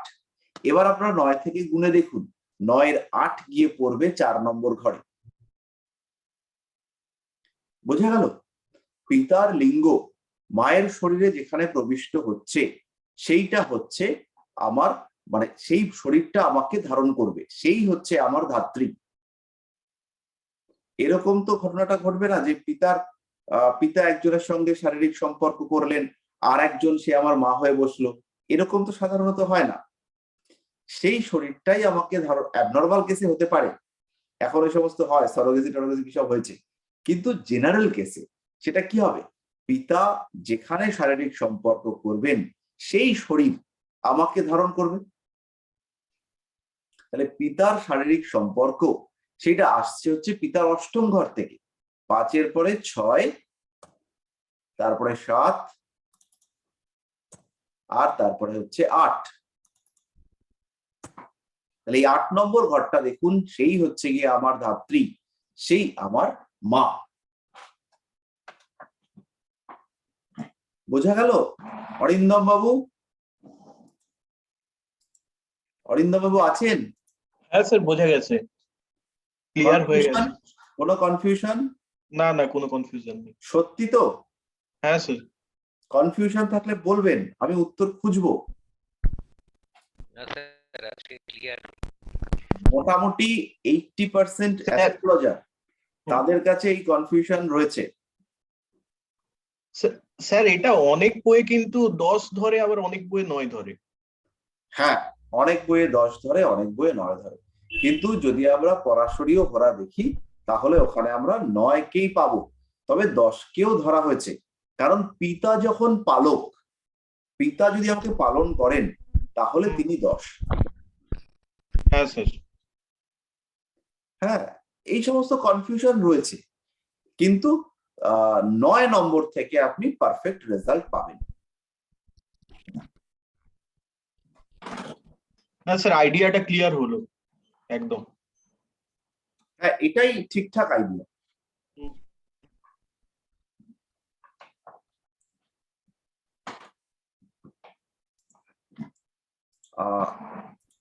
এইগুলো আর কি বুঝতে অনেক সময় লেগেছে। আপনাদেরকে আমি যতটা তাড়াতাড়ি আর কি প্রেজেন্ট করতে পারলাম, এই সমস্ত প্রশ্ন বারংবার মাথার মধ্যে ঢুকেছে, কিন্তু কোনো সলিউশন বার করতে পারিনি। তো তারপরে ঘেটে ঘেটে যতবার এক্সপ্লেনেশনে এসেছি ততবার আমাদেরও কনসেপ্ট ক্লিয়ার হয়েছে, এই আর কি। তো যাই হোক, আমরা যে জায়গাটাতে ছিলাম, আমরা এই দুদিনে যা পড়াশুনো করে ফেললাম, এই পড়াশোনাটা হচ্ছে 6 মাসের পড়াশোনা। তো আপনাদেরকে গিলিয়ে দেওয়ার একটা প্রচেষ্টা হলো 2 দিনে। তো ঘটনাটা হচ্ছে এখানে কিছু আপনারা বুঝতে পারবেন, কিছু আপনারা বুঝতে পারবেন না। এবার ভিডিওগুলোকে বেশ কয়েকবার দেখতে হবে, দেখলে পরে ব্যাপারটা পরিষ্কার হবে। এবার ভাবের সঙ্গে ভাবের সম্পর্ক, ভাবের সঙ্গে অন্য ভাবের সম্পর্ক, এইগুলোকে রিলেট করতে হবে। যেমন হচ্ছে গিয়ে 10 নম্বর ভাব হচ্ছে আমার পিতা, বা 9 নম্বর ভাব হচ্ছে আমার পিতা। তাহলে পিতা মানেই তো পিতা নয়, পিতার তো অনেক কিছু রয়েছে। বাবা আমাকে ভালোবাসেন কিনা, বাবার কাছে ক্যাশ আছে কিনা, আমাকে হায়ার এডুকেশনে জার্মানি পাঠাতে হবে, বাবার পকেটে টাকা আছে কিনা, বাবার আরেকটা প্রেম আছে কিনা, বাবা মাতাল কিনা, এরকম বিভিন্ন বিষয়, সেগুলো আমাদের হরোস্কোপের অন্যান্য ঘর থেকে বিচার করতে হবে। সেটা খুঁজে বার করা, সেটা কিন্তু আপনাদেরকে শিখতে হবে। কিভাবে খুঁজবেন সেটা এই ভাবগুলোর সঙ্গে অন্যান্য ভাবের রিলেশনশিপের মাধ্যমে আপনারা বার করতে সক্ষম হবেন।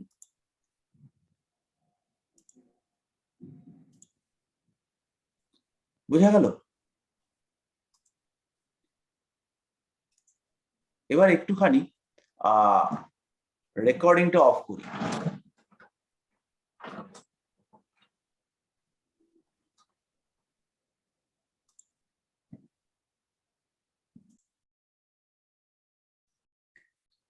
তাহলে এই ট্রান্সফারের ব্যাপারটা আমাদেরকে এইভাবে বুঝতে হবে। প্রত্যেকটা ইভেন্ট, প্রত্যেকটার সঙ্গে প্রত্যেকটা সম্পর্ক রয়েছে। যেমন প্রেম, প্রেম করছে খুব আনন্দের সঙ্গে, 5 নম্বর ঘর। এবার 5 নম্বর ঘর থেকেই তো শুধু প্রেম হবে না। 5 নম্বর ঘরে সবার 5 নম্বর ঘর আছে, সবাই কি প্রেম করে? সবার কি প্রেম করলে সেই প্রেমে বিয়ে হয়? তাহলে এইবার একজন মানুষ সে প্রেম করছে কিনা, তাহলে 5 নম্বর ঘরটা কিরকম? 5 নম্বর ঘরে দুটো বদমাইশ বসে আছে, রবি আর বুধ। একজন বলছে না প্রেম করবি না, তোর প্রেম করার এখনো বয়স হয়নি। আর একজন বলছে দোষ, কি প্রেম করবো ওর সঙ্গে, ও কি আমার যোগ্য নাকি? একটা হচ্ছে বুধ আর একটা হচ্ছে রবি। আবার ওখানে হয়তো বসে আছে কেতু, সে বলছে যে না না, প্রেম করলে প্রেম করা যাবে না, প্রেম করতে আবার লজ্জা লাগে। অথবা বসে আছে শনি, সে বলছে না, প্রেম করলে বংশের মর্যাদা ক্ষুণ্ণ হবে। আর অথবা বসে আছে বৃহস্পতি, সে বলছে যদি মা বলে তাহলে প্রেম করবে। তাহলে এই ক্ষেত্রে প্রেমের ক্ষেত্রে গন্ডগোল হচ্ছে। এবার দেখা গেল এখানে বসে আছে মঙ্গল, সে বললো একটা কেন অনেকগুলো প্রেম করবো, সাহসী তো। এবার সেখানে বসে আছে হচ্ছে গিয়ে রাহু, এবার হচ্ছে গিয়ে অতৃপ্তি। মঙ্গলের এই একটা নয় অনেকটার সাথে করবো, কিন্তু ডেডিকেশন ছিল।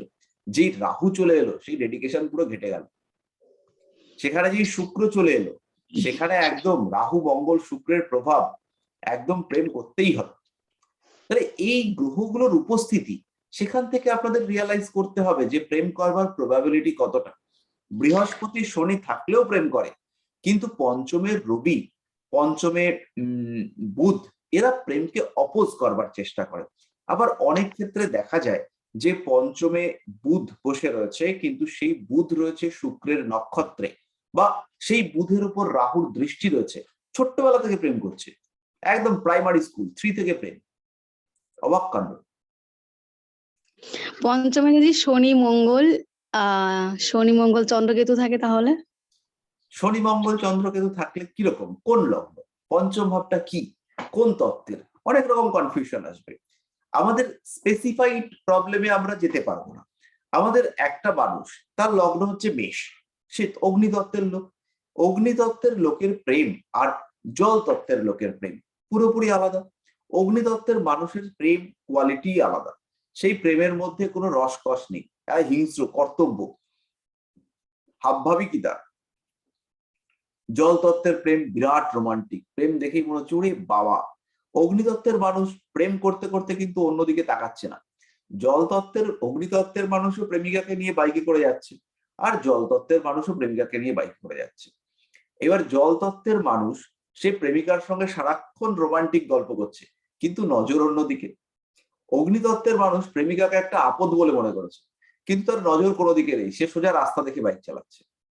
তো এই প্রত্যেকটা কোয়ালিটি আছে, এই কোয়ালিটি গুলোকে আমাদের রিয়ালাইজ করতে হবে, তারপরে এদেরকে একত্রিত করতে হবে, তারপরে আমাদের রেজাল্ট বেরোবে। এই যে রেজাল্ট বেরোবে, এইটা আমাদের প্রত্যেকের আলাদা আলাদা রেজাল্ট বেরোবে। অনেকের ক্ষেত্রে মিলবে, অনেকের ক্ষেত্রে মিলবে না, কিন্তু মেলার প্রবাবিলিটি যত রেজাল্ট আসবে তত হচ্ছে গিয়ে বাড়বে। আর একটু লিখে রাখতে হবে কেন মিললো না, তাতে করে আমরা আলটিমেটলি একটা জায়গায় আসতে পারবো।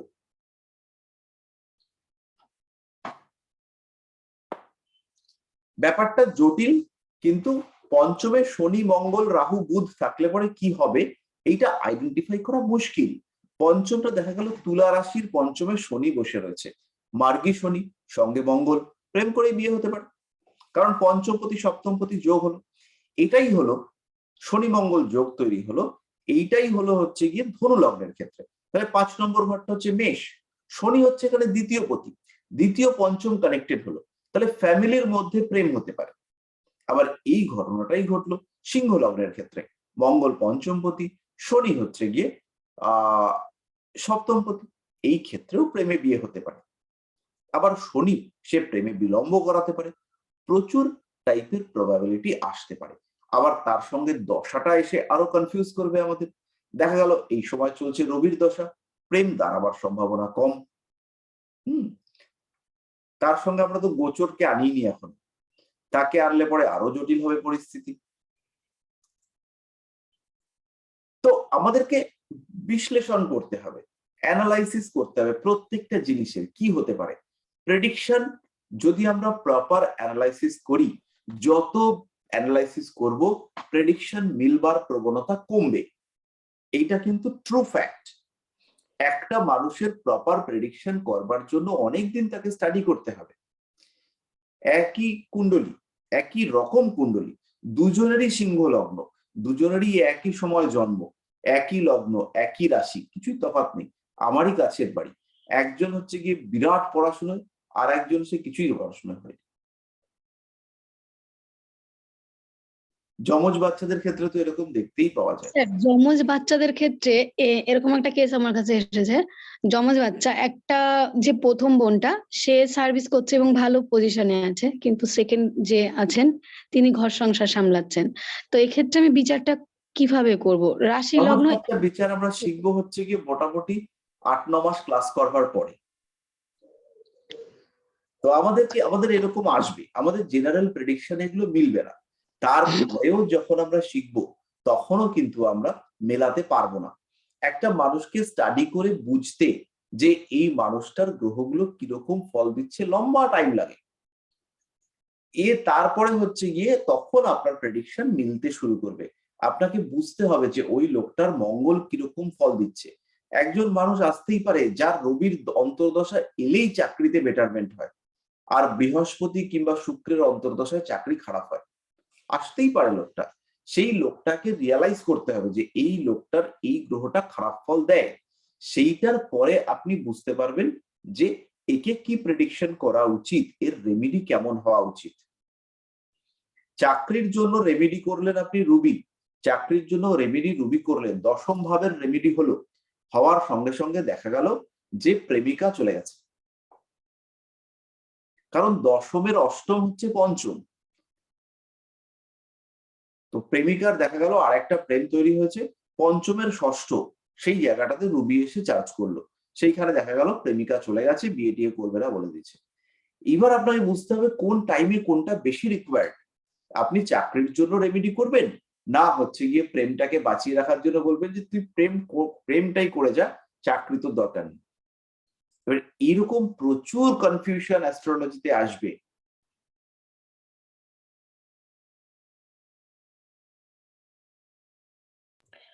জন্ম সময়ের মানে বার্থ চার্টটা দেখে বুঝতে পারবো যে কোন গ্রহ কোথায় আছে, কিন্তু বর্তমানে কোন গ্রহ কোথায় আছে এটা কিভাবে বুঝবো? আমাদের যে সফটওয়্যারটা আমরা ইউজ করি, যে সফটওয়্যার, সেইটাতে হচ্ছে গিয়ে আপনার ট্রানজিটটা পাশাপাশি দেয়। আমি একটা চার্ট শেয়ার করলে আপনারা বুঝতে পারবেন।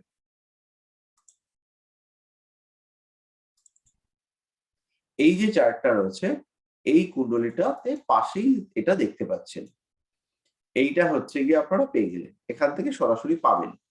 যদি এইরকম না হয়, এটা যে ডেটে চার্ট বানাচ্ছেন, আজকের ডেটে কুণ্ডলী বানাবেন, আজকের ডেটেই এটা চলে আসবে। যদি এরকম না হয়, হতেই পারে এরকম আসে না, সেই ক্ষেত্রে ওই জন্ম কুণ্ডলীতে ডেট অফ বার্থের বদলে আজকের ডেটটা দেবেন, এই মুহূর্তের টাইমটা দেবেন, দিয়ে হরোস্কোপটা বার করে নেবেন।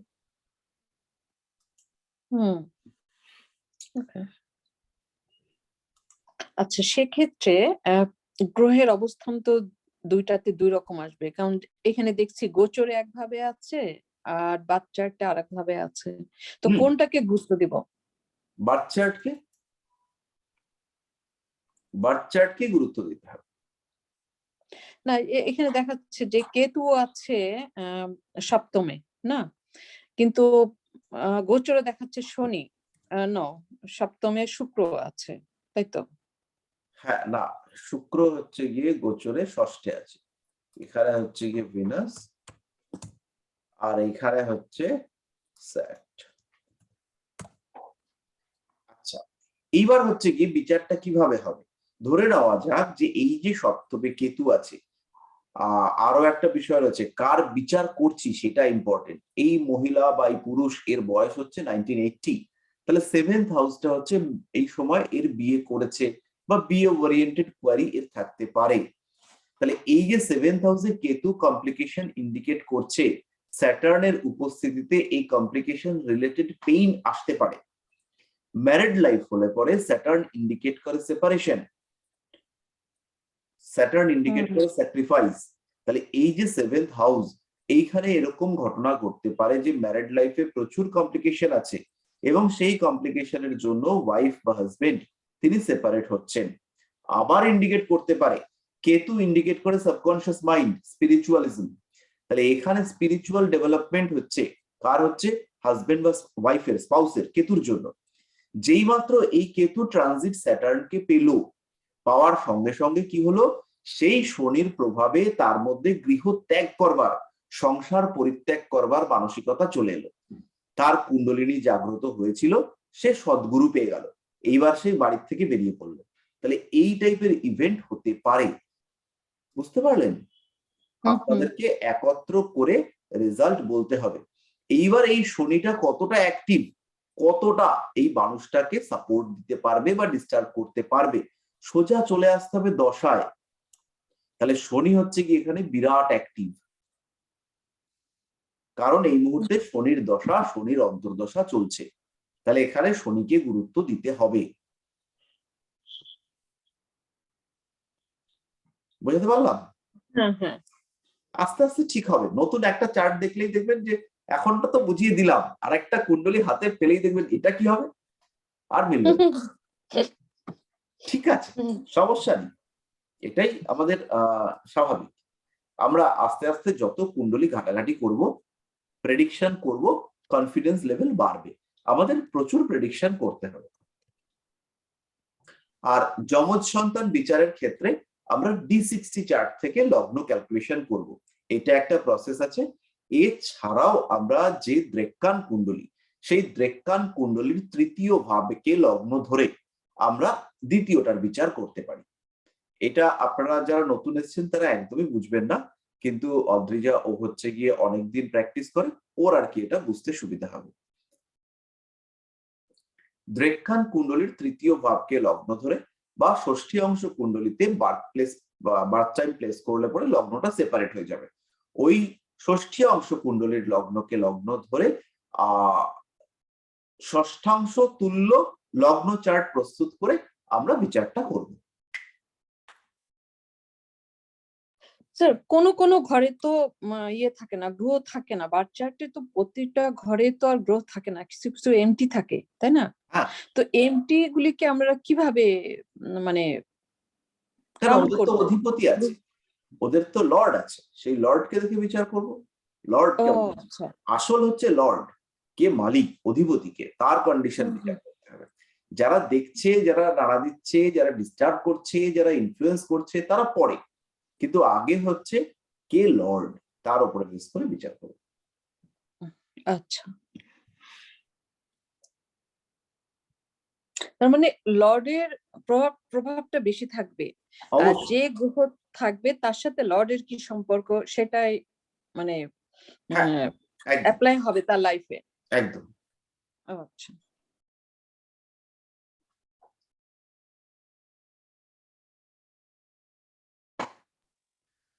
Hello sir.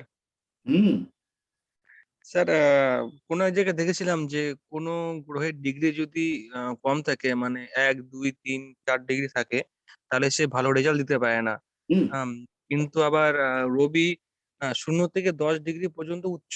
হুম হ্যাঁ স্যার, এটা একটু বলবেন মেষে। হ্যাঁ, এইটাতে হচ্ছে আমাদের উচ্চ নিচে এই অবস্থাটাকেই ধরতে হবে। কিন্তু একদম কম ডিগ্রিতে থাকলে, যে 0 আশেপাশে, সেই ক্ষেত্রে রবির ফল কিন্তু পাওয়া যায় না, এটা বাস্তব, পাওয়া যায় না। বুঝতে পারলাম? কিন্তু এরকম ভাবার দরকার নেই যে ওই গ্রহটা দুর্বল হয়েছে। এমনি গ্রহরা কি অবস্থায় রয়েছে তার উপরে ডিপেন্ড করবে। যেমন বৈশাখ মাসের রবি আর জ্যৈষ্ঠ মাসের রবি বিরাট পার্থক্য নেই, বেশ তেজ, খুবই তেজ। তাহলে বৈশাখ মাসের 30 তারিখ আর জ্যৈষ্ঠ মাসের 2 তারিখ রবির কি তেজের কোনো পার্থক্য থাকবে? না স্যার। থাকবে না। তাহলে এইখানে আমরা কিন্তু রবিকে দুর্বল ধরতে পারি না, আমাদেরকে ওকে সবল ধরতে হবে। কিন্তু একদম যদি রাশি সন্ধিতে চলে আসে, তখন কিন্তু সেই গ্রহকে আমরা নিষ্ফলা বলবো না, আমরা বলবো কনফিউজড। সেই গ্রহের পূর্ণ ফল পাওয়া যায় না। স্যার এটা কি শুধু 0 থেকে 1 ডিগ্রি পর্যন্ত, না 1 ডিগ্রি উপরে হলেও? ওরকমই 0-1 ডিগ্রি এরকম টাইপেরই ধরতে হবে। আর একটা জিনিস যেটা আমরা কখনো দেখি না, সেটা হচ্ছে কোনো গ্রহ যদি ভাব সন্ধিতে পড়ে যায়, অর্থাৎ একটা ভাব শুরু হচ্ছে আর একটা ভাব শেষ হচ্ছে, সেই ক্ষেত্রেও গ্রহ ফল দিতে পারে না।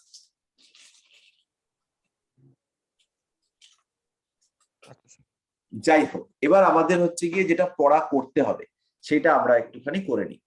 তো আমাদের এর পরের দিনকে আমাদের যে ক্লাস হবে এইরকম ক্লাস, পরের সোমবার থেকে তো আমাদের রেগুলার ক্লাস হবে, বড়দের সঙ্গে ক্লাস। এইরকম ক্লাস যখন হবে, নেক্সট মান্থে হবে আবার 2টো, তখন কিন্তু আমরা নক্ষত্রগুলো 27টা মুখস্থ করব, গ্রহদের শত্রু মিত্র এই ব্যাপারটা বুঝবো, গ্রহদের উচ্চ নিচ এই ব্যাপারটা বুঝবো, গ্রহদের ক্ষমতা বলবত্তা কিভাবে পরিবর্তিত হয়, কোন তত্ত্বে গ্রহরা কিভাবে বলবান হয়, এই সমস্ত বিষয়গুলো আস্তে আস্তে বুঝবো। লম্বা সময়ের সাবজেক্ট, একটু সময় লাগে শিখতে, প্র্যাকটিস করবার জন্য তাড়াতাড়ি প্র্যাকটিস করা যায়, কিন্তু সাবজেক্টের গভীরতা আছে, প্রচুর শেখার জিনিস আছে, প্রচুর বিষয় আছে। আমরা অল্প শিখে প্র্যাকটিস করতে পারি, তাতে সমস্যা নেই, কিন্তু শিখতে চাইলে লম্বা সময় ধরে গল্প করতে হবে। তো স্যার, হ্যাঁ, স্টেজ বাই স্টেজ কিভাবে এগোলে ভালো সাকসেসে পৌঁছানো যেতে পারে, মানে অ্যাস্ট্রোলজিতে, মানে পড়াশোনাটা বা এগুলো কিভাবে চালানো উচিত? পড়াশুনো এইভাবে আমরা করবো যেভাবে যেভাবে ক্লাস হচ্ছে, তারপরে মোটামুটি একটা সার্টিন টাইম পরে, এটা তো সেলফ প্রফেশন, তখন আমাদেরকে আস্তে আস্তে একটু অ্যাডের দিকে যেতে হবে।